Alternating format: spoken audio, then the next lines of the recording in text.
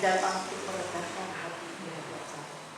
Kami memohon Tuhan, berikan hatinya Tuhan di dalam setiap hati kami masing-masing pribadi lepas pribadi untuk melakukan setiap apapun yang Tuhan kehendaki dalam hidup kami. Kau mempercayakan nafas, mempercayakan hidup untuk menyenangkan hati Tuhan, untuk melakukan apa yang Tuhan kehendaki bagi hidup kami. Saat ini kami datang duduk diam di bawah kaki Tuhan, seperti wanita yang merendahkan hati, membuka hati untuk suara Tuhan, untuk firman Tuhan yang akan menyegarkan, menguatkan kami.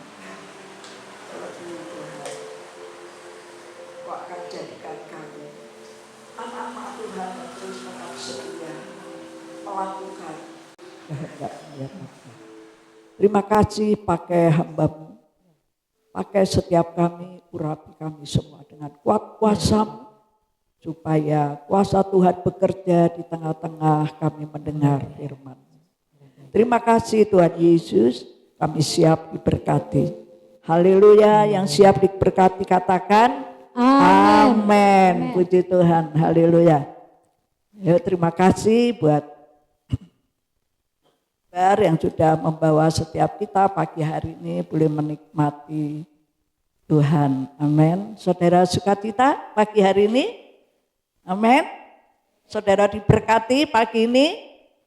Yuk, yang diberkati angkat tanganmu, berikan senyuman yang indah. Puji Tuhan.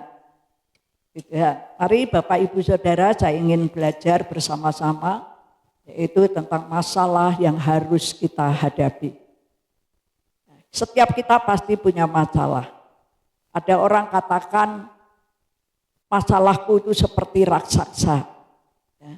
Besarnya, tidak bisa lagi aku memecahkan atau tidak ada jalan lagi sepertinya. Ya, tidak ada jalan keluar lagi bagi setiap kita yang sedang menghadapi masalah. Saudara sedang menghadapi masalah? Ada yang sedang menghadapi masalah? Oh, ada yang menghadapi masalah?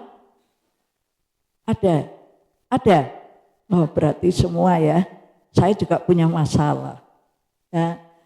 Tapi pagi ini Tuhan ingin bicara kepada setiap kita tentang masalah yang harus dihadapi. Saya percaya kalau orang pasti tidak mau punya masalah. Ya, aku tidak maulah punya masalah. Wis pokoke karep-karepe dhewe. Enggak juga seperti itu. Ya, setiap manusia yang hidup di dalam dunia ini masih bisa itu pasti menghadapi yang namanya masalah. Ya, pasti ya menghadapi masalah. Saya tidak akan bertanya masalah apa yang sedang kau hadapi. Tetapi saya ingin, ayo kita mau menghadapinya. Artinya kita diberi kuasa oleh Tuhan untuk kita mampu menghadapi setiap masalah dalam hidup ini. Amin. Amin. Ya, puji Tuhan. Bapak Ibu, apa sih yang dimaksud dengan masalah? Ya. Masalah itu persoalan yang mungkin setiap kita berkata, kok masalah lagi? Kok ada persoalan lagi? Entah itu dikatakan ujian, tetapi itu juga kita berkata masalah lagi. Ini belum selesai, tapi masalah lagi. Ya, tapi itu harus kita hadapi dengan penuh sukacita. Karena saya percaya di sini saudara datang kepada Tuhan untuk mencari Tuhan. Nah, ada jawaban pasti di dalam setiap doa-doa kita. Ya, kecuali ada yang di luar sana, ya. Dia tidak bisa menikmati. Ya, mungkin sedang tidur lelap. Nah, tidak bisa menikmati pujian, kehadiran Tuhan, ini kan sayang. Tapi saudara dan saya pastikan pagi ini Tuhan bekerja di dalam setiap kita. Apapun masalahmu yang sedang engkau hadapi, tetap percaya kepada Tuhan. Tuhan akan bekerja di dalam setiap masalahmu. Amin. Ya, saya percaya. Dan apa yang dimaksud dengan masalah? Banyak orang berkata gini, wah masalahku tuh kayak raksasa gedenya. Ya, kayak gunung yang keras tingginya. Tidak bisa aku menyelesaikan masalah. Tidak mungkin aku bisa menyelesaikan masalahku yang berat ini. Apapun masalah itu. Ya, tapi Tuhan ingin supaya kita belajar. Ya. Tuhan memberikan kepada setiap kita satu kejadian atau satu peristiwa yang dialami oleh tokoh-tokoh di dalam Alkitab. Saya akan bawa saudara untuk belajar dari satu tokoh yaitu Daud. Ya. Daud itu menghadapi Goliat, betul? Ya, Goliat itu bagi Daud, itu saya senang belajar ya. Bagi Daud, Goliat itu bukan raksasa yang ditakuti. Ya. Mungkin saudara menghadapi masalah itu berkata gini, ini masalahku sangat besar, aku tidak bisa menyelesaikan. Bahkan ini sangat rumit, membuat saya takut, membuat saya cemas. Itu yang membuat saya makin tidak ada harapan lagi. Ya, banyak yang dialami oleh anak-anak Tuhan. Saya pun mengalami. Ya, ketika saya dihadapkan dengan masalah yang berat itu, ya, saya mau seperti Daud ketika Daud menghadapi Goliat. Di dalam Alkitab, ketika peristiwa Daud menghadapi Goliat, tidak ada kata-kata yang menuliskan bahwa Daud takut menghadapi Goliat. Ya, tidak ada di dalam peristiwa ketika Daud berhadapan dengan Goliat. Memang bangsa Israel dan Saul yang menjadi raja pun dia takut menghadapi Goliat. Kalau ditulis, ya itu kira-kira tingginya itu 3,2 meter. Bayangin saudara, ya ada yang di sini lebih dari 2 meter tingginya. Ada? Enggak ada ya? Enggak ada. Bibit berapa? Berapa? Oh, 178. Ada yang tinggi lagi dari 180? Enggak ada ya? Itu Goliat itu yang dihadapi Daud ditulis di dalam Alkitab, yaitu kira-kira 3,2 meter yang dihadapi. Makanya Raja Saul itu takut, dikatakan bangsa Israel pun takut. Tetapi Daud ia tidak takut, tidak ada tulisan ketika Daud berhadapan dengan Goliat. Ini saya sungguh satu peristiwa yang menarik bagi setiap kita. Kalau Daud itu tidak takut dikatakan menghadapi raksasa itu, ya, yang dikatakan bangsa Israel seorang raksasa, Saul pun takut sekali menghadapinya. Tetapi mari kita mau belajar, ya, kita mau belajar tentang raksasa mungkin di dalam hidupmu. Ya, mungkin kita menghadapi raksasa, tapi sekali lagi sangat menarik ketika Daud menghadapi raksasa, Daud itu malah tidak takut. Ya, di dalam kitab 1 Samuel, ya di dalam kitab 1 Samuel, Daud itu menghadapi Goliat. Dikatakan bahwa Daud itu tidak takut menghadapi Goliat. Daud itu malah dia lari ketika Goliat itu dia menantang dengan suara yang keras. Menantang, ayo maju salah satu orang Israel. Ayo maju pemimpin salah satu, kita 1 lawan 1. Ayo siapa yang berani? Siapa yang akan diutus?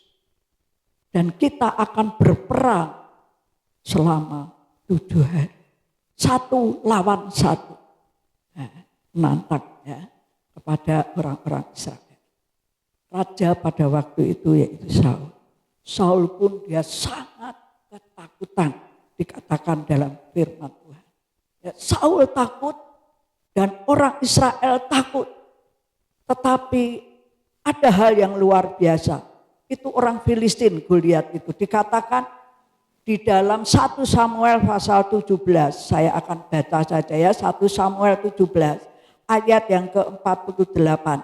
Ketika orang Filistin itu bergerak maju menemui Daud. Ya, Daud itu menjadi salah satu yang dia berani maju. Padahal Daud dia tidak siap untuk melawan Goliat. Karena pada waktu itu Daud disuruh ayahnya untuk membawa makanan kepada kakak-kakaknya yang sedang menghadapi orang Filistin. Ya, yang sedang menghadapi bangsa Filistin. Yang ingin berperang kepada bangsa Israel. Dan ketika semua orang berbicara tentang Goliat, Daud dia mendengar. Lalu Daud berkata kepada kakak-kakaknya, saya taruh makanan ini di sini, saya akan maju. Lalu ketika orang Filistin itu bergerak maju untuk menemui Daud, Goliat itu melihat Daud yang masih kecil. Dia sangat meremehkan Daud. Tetapi dikatakan dalam firman Tuhan, ketika orang Filistin itu bergerak maju untuk menemui Daud, ya, maka segeralah Daud berlari ke barisan musuh untuk menemui orang Filistin itu. Wah, luar biasa. Ya, dia dengan berani. Lalu Daud memasukkan tangannya dalam kantungnya. Diambilnya sebuah batu dari dalamnya. Diumbannya, maka kenalah dahi orang Filistin itu. Sehingga batu itu terbenam ke dalam dahinya. Dan terjerumuslah ia dengan mukanya ke tanah. Nah, raksasa, tapi itu bukan raksasa yang ditakuti oleh Daud. Ini mengajarkan kepada setiap kita. Ya, kalau kita jadi anak Tuhan, kita percaya bahwa Tuhan itu memberi kuasa kepada saudara dan saya. Hadapi setiap masalah itu dengan nama Tuhan. Ya, dengan nama Tuhan. Karena Daud berkata, aku membawa nama Tuhan. Engkau boleh membawa pedang, tombak, tetapi aku membawa nama Tuhan. Hanya nama Tuhan itu nama yang berkuasa. Dia ada di dalam hidup atau hati saudara dan saya. Jadi ketika kita menghadapi masalah, jangan pernah engkau menjadi takut. Kalau itu terus bertubi-tubi, itu satu raksasa yang harus engkau hadapi. Satu hal yang sangat menarik, ya, satu hal yang sangat menarik. Ketika Daud dia berlari, ya, mendekati orang Filistin dan Goliat itu datang menuju kepada Daud. Daud itu hanya dengan batu saja dan alat, ya, umban.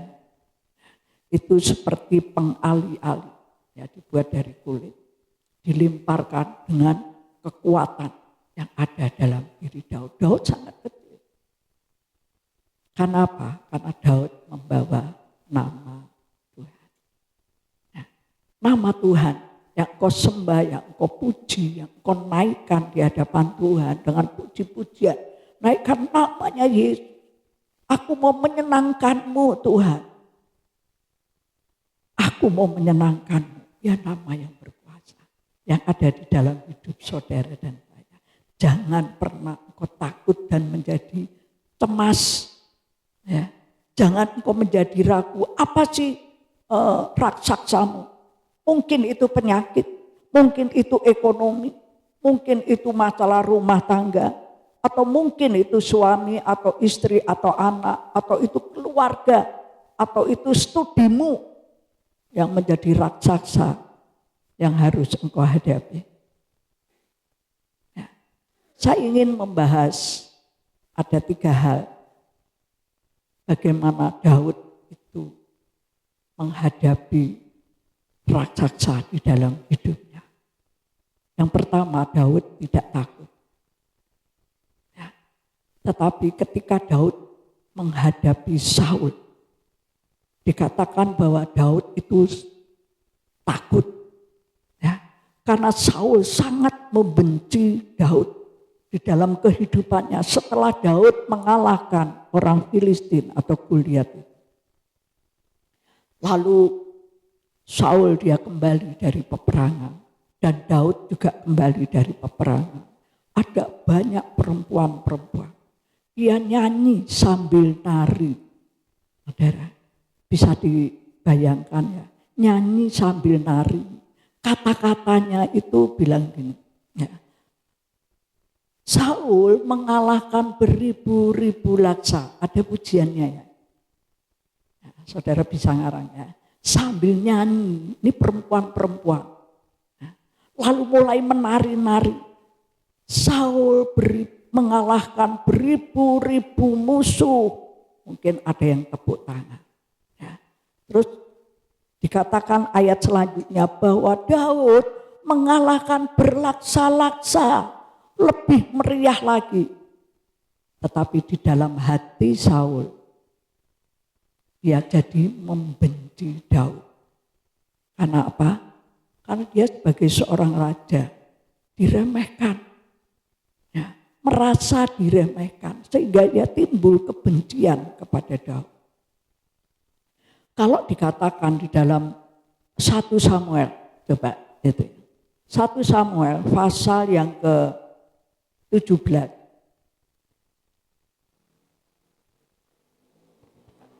Di dalam 1 Samuel pasal yang ke-18 ayat yang ke-11. Itu Saul membenci Daud. 1 Samuel pasal 18 ayat yang ke-11 dikatakan Saul melemparkan tombak itu karena pikirnya, baiklah aku menancapkan Daud ke dinding, tetapi Daud mengelakkannya sampai 2 kali. Ya. Saul mulai membenci Daud dan ia merencanakan dan betul-betul rencana itu dilaksanakan karena Daud ya selalu bersebelahan dengan Saul dan dia punya tujuan. Saul ini dia memegang tombak. Tujuannya untuk menancapkan Daud di dindingnya dengan tombak. Sampai berapa kali? 2 kali. Itu pastinya jarak yang tidak jauh, jarak yang sangat dekat. Tetapi firman Tuhan katakan karena Daud, dia disertai oleh Allah. Sehingga terluput. Lalu ayat yang 1 Samuel pasal 19. Ayat yang kedua itu dikatakan 1 Samuel 19 ayat yang kedua. Dikatakan bahwa Yonatan anak daripada Saul itu menemui Daud.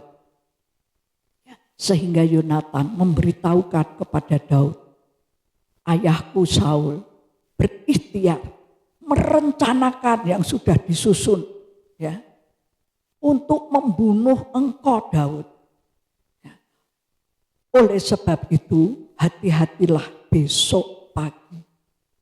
Duduklah di satu tempat perlindungan dan bersembunyilah di sana. Ancaman kembali muncul dan diberitahu oleh Yonatan anaknya. Lalu 1 Samuel 23 ayat yang ke-15. 1 Samuel 23 ayat yang ke-15. Dikatakan Daud takut karena Saul telah keluar dengan maksud mencabut nyawanya. Ketika Daud ada di padang gurun Sif di Goresa, rupanya Daud mulai melarikan diri.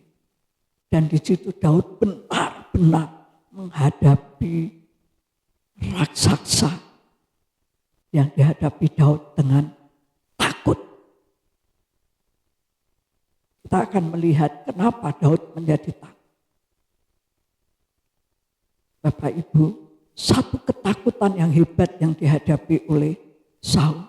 Jadi bukan yang dikatakan raksasa. Orang Filistin, Goliat itu raksasa. Tetapi bagi Daud, Goliat itu bukan seorang raksasa yang ditakuti.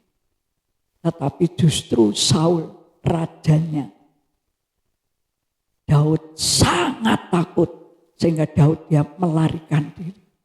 Dan Daud itu bukan hanya rajanya Saul, rajanya Daud. Tetapi Saul itu juga mertuanya. Karena anaknya Saul itu istri dari Daud. Bapak Ibu yang dikasihi Tuhan. Daud menjadi takut. Apa yang perlu kita pelajari? Mungkin raksasa yang kita hadapi ada orang-orang terdekat kita. Ya, entah itu sahabat kita, entah itu suami istri kita. Yuk jadi suami istri saling mendukung, saling membangun. Katakan kata-kata yang manis. Supaya istrimu atau suamimu tidak menghadapi raksasa. Betul? Amin. Ya. Karena ada istri sampai takut sama suami. Bahkan lebih lagi suami takut istri. Ya. Yuk kita mau menjadi orang-orang yang saling membangun. Kasih melalui perkataan. Nah, supaya tidak ada raksasa di dalam rumah tangga kita. Ya. Kalau Daud menghadapi Goliat, dia tidak takut. Tetapi ketika menghadapi Saul, dia seorang raja yang diurapi Tuhan. Bahkan Saul adalah mertuanya sendiri. Daud takut. Nah, ini baru dikatakan dalam firman Tuhan. Di dalam 1 Samuel 23 ayat 15. Daud takut. Jadi sebenarnya raksasa bagi Daud itu adalah Saul. Mari Bapak Ibu, mungkin saudara menghadapi raksasa di dalam hidupmu. Pribadi, lepas pribadi. Mungkin itu masa lalu, raksasa. Mungkin itu masa lalu. Mungkin itu juga ekonomi. Mungkin itu juga keluarga. Mungkin itu ikatan dosa. Sebagai raksasa dalam hidup. Kau harus berani menghadapinya. Ya, harus berani menghadapinya. Dan ketika Daud dia menghadapi Saul rajanya, Daud kemudian dia melarikan diri. Dan sejak itu Daud dia lari ke tempat, pindah ke tempat dan terus berlari. Ingin meninggalkan Saul. Karena benar-benar Daud itu takut. Kalau saudara dan saya menghadapi masalah yang menakutkan. Sepertinya saudara juga ingin takut. Ya ingin meninggalkan ketakutan saudara. Ketemasan saudara. Aku ingin melarikan diri. Mungkin berlindung. Ada 3 hal yang menjadi kunci di mana Daud sanggup menghadapi setiap raksasa dalam hidupnya. Yang pertama, ya, Daud dia lari ke tempat Samuel. Yang Daud pernah diurapi menjadi raja pada waktu Daud masih muda. Tetapi Daud pada saat itu dia belum menjadi raja. Karena Saul yang sudah menjadi raja. Tetapi Daud takut kepada Saul. Dan satu tempat yang pertama, tempat yang tepat ketika Daud menghadapi masalah. Tempat yang tepat bagi saudara dan saya. Kemana saudara dan saya ketika menghadapi masalah yang besar? Lari kemana? Banyak orang lari ke apa saudara? Konten. Ya. Kalau sekarang kan keren gitu ya. lari ke konten. Mungkin saudara dan saya mulai lari ke Instagram, lari ke YouTube, lari kemana. Tidak akan membuat masalah itu selesai. Justru akan menjatuhkan imanmu. Betul? Ya. Kemarin ada beberapa anak-anak muda ya, yang menemui saya. Ya, puji Tuhan, bukan anak-anak di sini. Anak-anak di sini luar biasa. Ya. Ada anak-anak muda dari gereja lain.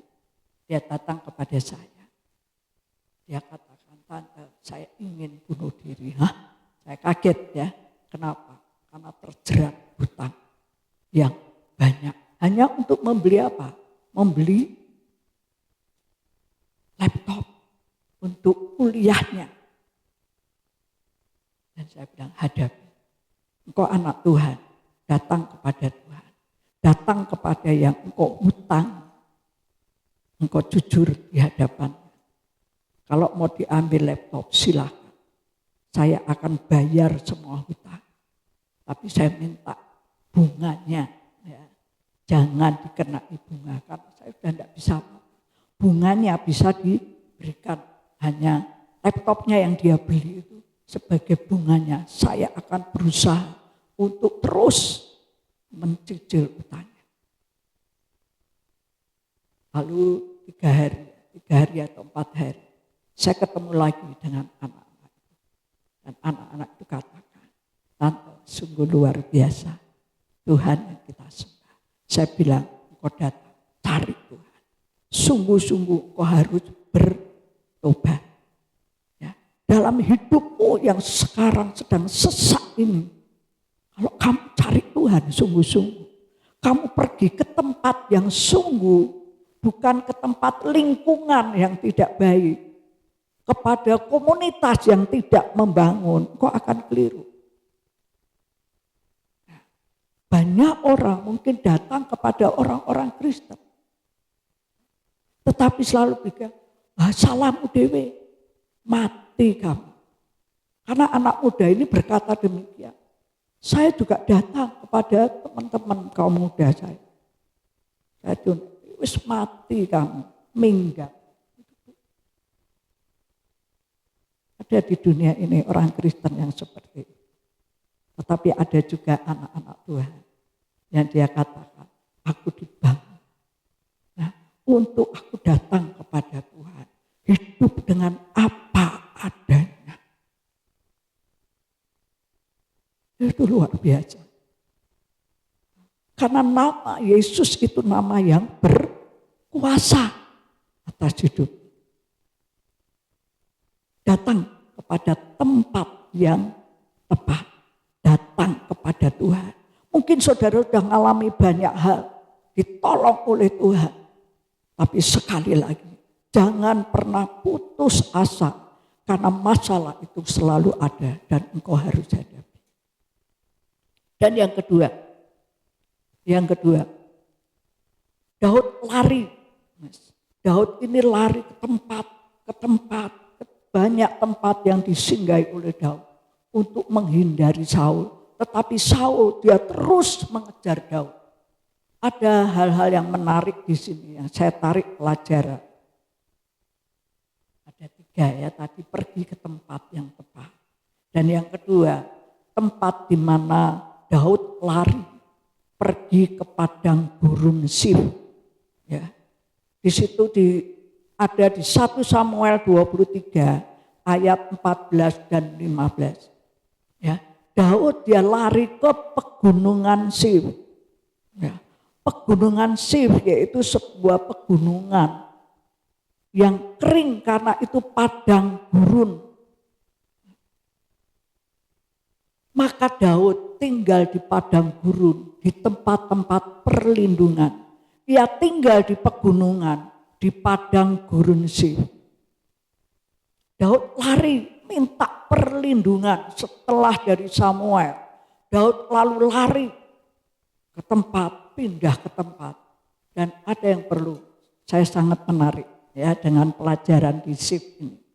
Bapak Ibu Saudara, itu tempat perlindungan bagi Daud. Mungkin aku bisa berlindung di situ. Padang gurun Sif itu padang perlindungan dikatakan. Dan selama waktu itu Saul mencari dia, tetapi Allah tidak menyerahkan dia ke dalam tangannya. Tetap Tuhan menyertai Daud kemanapun Daud lari. Tetapi Daud diizinkan oleh Allah untuk melewati pelarian supaya Daud belajar. Nah, untuk Daud belajar dari tempat ke tempat tetap mengandalkan Tuhan. Nah, di Pegunungan Sif ini dikatakan Daud belajar bergantung penuh kepada Tuhan. Karena siapa yang mau ke tempat padang gurun? Karena padang gurun itu kering, panas, dan tidak ada siapa-siapa. Dan tidak ada apa-apa. Siapa yang mau lari ke padang gurun? Nah, ini sangat menarik ya. Karena Daud dia lari ke padang gurun Sif. Dan di situ Sif dikatakan itu tempat perlindungan. Ya, padang gurun gak ada siapa-siapa. Dan gak ada apa-apa. Orang lain gak mau lari ke padang gurun. Tetapi Daud, kenapa Daud? Karena Daud, dia tetap percaya. Dia ingin menjauhi dari Saul. Sebetulnya kalau Daud mau menghancurkan Saul pun mampu. Tetapi di firman Tuhan dikatakan Daud, ia tetap menghormati itu seorang raja yang diurapi Tuhan. Dan juga itu mertuanya sendiri. Orang tuanya sendiri. Jadi Daud, dia lari ke padang gurun. Belajar di sana, Daud bergantung penuh. Karena tidak ada apa-apa dan tidak ada siapa-siapa. Mungkin saudara dalam menghadapi masalah saudara yang seperti raksasa itu. Enggak ada orang nolong. Tetapi di sini belajar untuk bergantung penuh kepada Tuhan. Kalau bergantung penuh itu tidak ada ketakutan, tidak ada kebimbangan sedikit pun. Karena bergantung kepada Tuhan, percaya kepada Tuhan. Tidak ada kebimbangan sedikit pun. Dia tetap percaya. Dan Daud menjauhi dari Saul. Bapak Ibu, tetapi Tuhan selalu menyertai Daud. Tetapi Allah tidak menyerahkan Daud ini ke dalam tangannya Saul. Daud tetap ada di tempat perlindungan Allah. Mari Bapak Ibu belajar ya, belajar untuk tetap percaya kepada Tuhan, tetap menghadapi masalah apapun. Pertama, dikolari di tempat-tempat yang tepat. Yang kedua, di padang gurun pun engkau belajar untuk bergantung penuh kepada Tuhan. Walaupun gak ada siapa-siapa. Walaupun kau harus lewati ujian. Tuhan tidak akan menyerahkan engkau kalah di dalam raksasa. Dan yang ketiga. Yuk kita akan buka di dalam 1 Samuel 24. Ayat 1 sampai 4. Ini sangat menarik. Itu tempat pelarian Daud yang terakhir. 1 Samuel 24 ayat 1 sampai ayat yang keempat. Yuk kita akan baca bersama-sama ya, 1 sampai 4. 1, 2, 3. Daud pergi dari sana, lalu tinggal di kubu-kubu gunung di En-Gedi. Ketika Saul pulang sesudah membunuh orang Filistin itu, Diberitahukanlah kepadanya demikian. Ketahuilah Daud ada di padang gurun En-Gedi. Kemudian Saul mengambil 3.000 orang yang terpilih dari seluruh orang Israel. Lalu pergi mencari Daud dan orang-orangnya di gunung batu kambing hutan.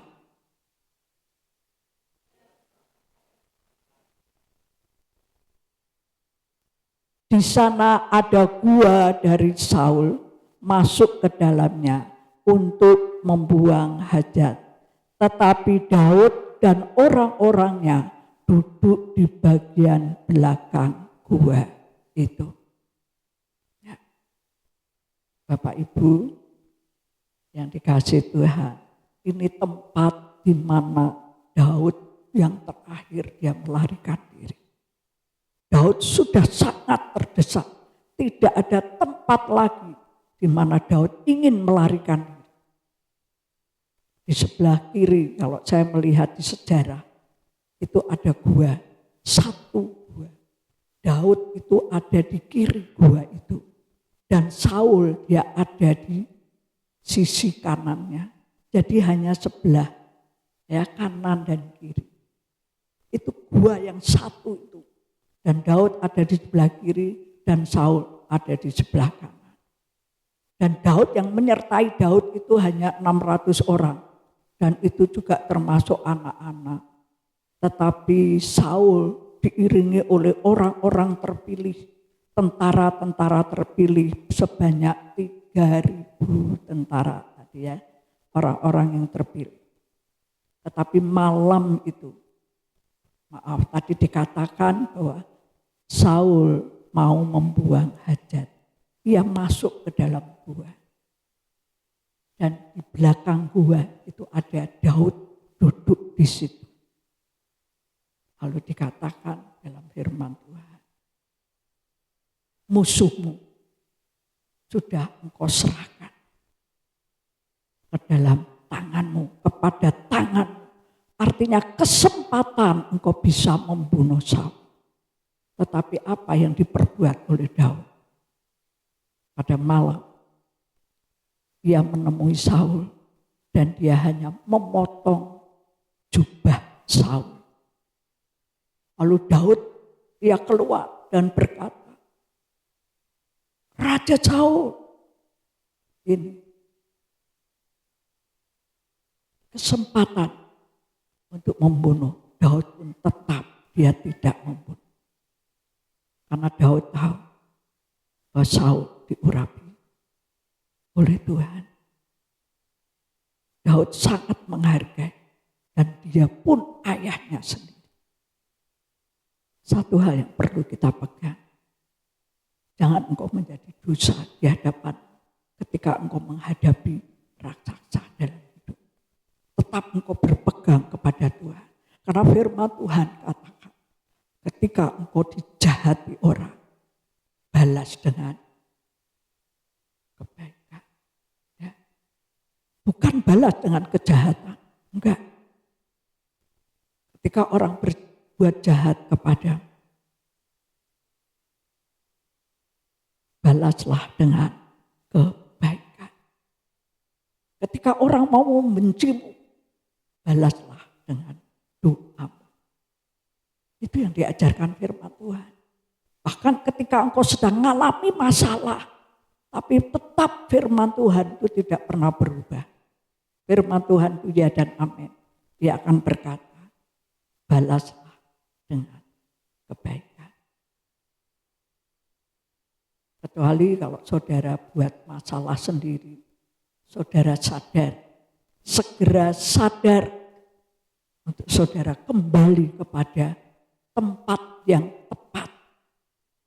Engkau minta perlindungan Tuhan. Sadar Tuhan. Nah, ketika Daud dia datang kepada Samuel di tempat yang tepat. Yang dulu Daud pernah diurapi jadi raja oleh Samuel. Di situ juga banyak orang-orang yang sedang menghadapi masalah. Ada nasihat. Sehingga Daud dia tetap percaya.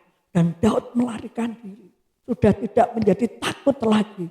Tetapi Daud tetap ia menghormati bahwa itu raja dan dia ayahnya sendiri atau ayah mertua. Mari Bapak Ibu, ketika engkau menghadapi masalah, mungkin engkau menghadapi dicemooh, mungkin engkau dihina, mungkin engkau dijahati, balaslah dengan kebaikan dan dengan doa. Dan saat itu ketika Daud dia mengabaikan jubah yang dipotong, jubah Saul yang dipotong. Saul dia berteriak, anakku, memang kau yang patut jadi raja, bukan aku. Engkau tidak membunuh, tetapi engkau menyelamatkan.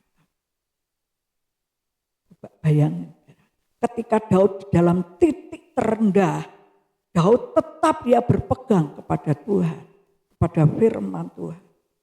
Aku tidak mau membunuh orang-orang yang diurapi Tuhan. Nah, Daud berpegang, dia punya kasih Tuhan sampai ke dalam. Di titik terendah pun Tuhan bekerja. Di NGD itu juga sebuah padang gurun. Yang dikatakan bahwa NGD artinya Tuhan itu menyediakan mata air. Artinya apa saudara? Di NGD itu padang gurun, tapi dia punya mata air untuk makan kambing-kambing tadi. Mata air. Aduh ya. Di dalam kesesakan yang paling dasar, paling dalam, sudah tidak ada lagi. Tetapi Tuhan sediakan mata air. Yang artinya apa? Daud dipulihkan. Dan Daud membawa satu kemenangan yang besar. Dalam menghadapi raksasa yang bukan Goliat. Mari Bapak Ibu belajar dari kisah ini. Ini sangat menguatkan saya. Saya pun menghadapi yang pernah diejek, yang pernah dihina. Saya sama Bapak dulu ya. Saya diperhadapkan dengan mungkin 20 pendeta di kota Magelang. Kami ditunjuk telunjuk dengan telunjuk. Kami dihina oleh beberapa hamba Tuhan. Ternyata hamba-hamba Tuhan itu diapusi. Saya hanya tunduk, saya hanya bisa berkata, Tuhan, Engkau Tuhan yang besar. Itu saya dibikin malu di depan orang banyak. Karena di situ hamba-hamba Tuhan yang berbicara. Nah, kalau saya bisa nangis saat itu, saya meneteskan air mata. Saya hanya bisa berkata, Tuhan, Engkau tahu, saya pernah mengalami. Tapi di dalam itu, dari peristiwa itu, hamba-hamba Tuhan itu pun melongo. Karena apa? Dia pun dibohongi orang. Tapi dengan sikap yang berpikir sangat tepat, yang tidak berkata-kata lebih halus lagi. Sekarang, Bu Yeni kan jadi hamba Tuhan. Bagaimana menghadapi ini? Saya bilang, saya dengan penuh kasih, karena saya diajar tentang kasih Tuhan. Saya juga mau tetap mengasihi apapun. Tapi soal yang lain, saya punya bukti, aku tetap mengasihi dia. Aku tetap memperhatikan dia. Hamba Tuhan semua terdiam. Pernah ngalami itu di sidang, saudara. Bahkan saya pun pernah ngalami yang namanya dokter sudah bilang angkat tangan.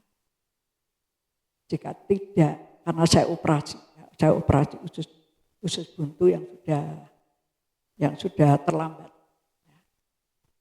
Seharusnya harus sadar dari jam 1 siang, tapi sampai jam 5 belum sadar. dokter sudah lari sana sini. Saya dalam keadaan tidak sadar. Tapi yang melihat, ya sudah, apapun. Ya.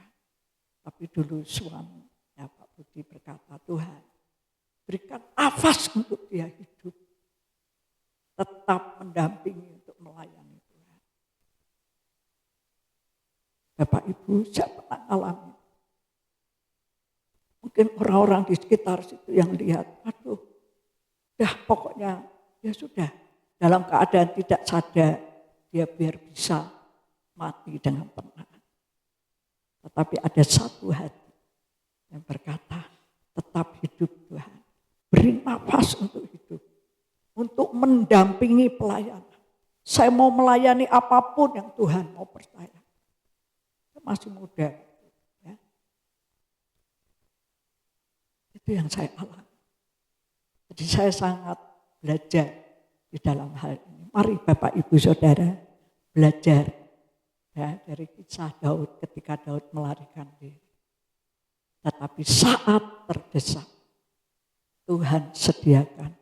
Di NGD itu padang gurun, tetapi di situ disediakan mata air. Yang artinya apa?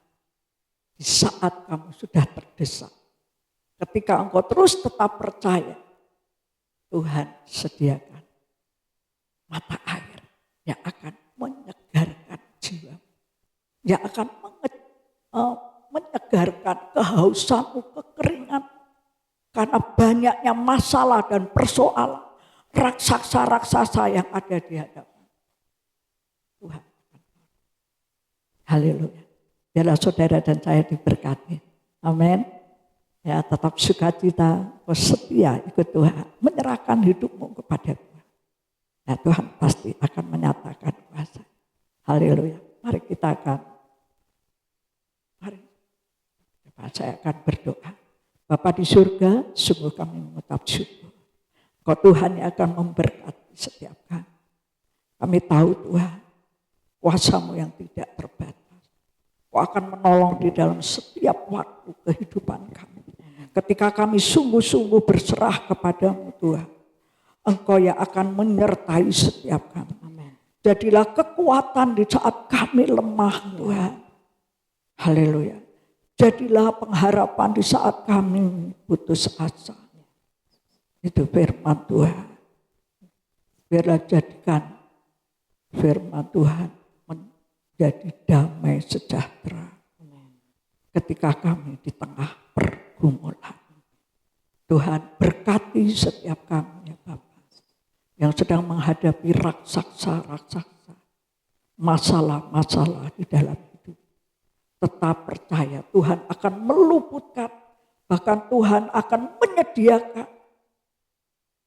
Tuhan akan menyatakan kuasa dan kasih-Nya. Amen. Untuk engkau tetap mengandalkan Tuhan. Terima kasih Tuhan. Berkati setiap kami, berkati hamba di dalam nama Yesus. Haleluya. Amin.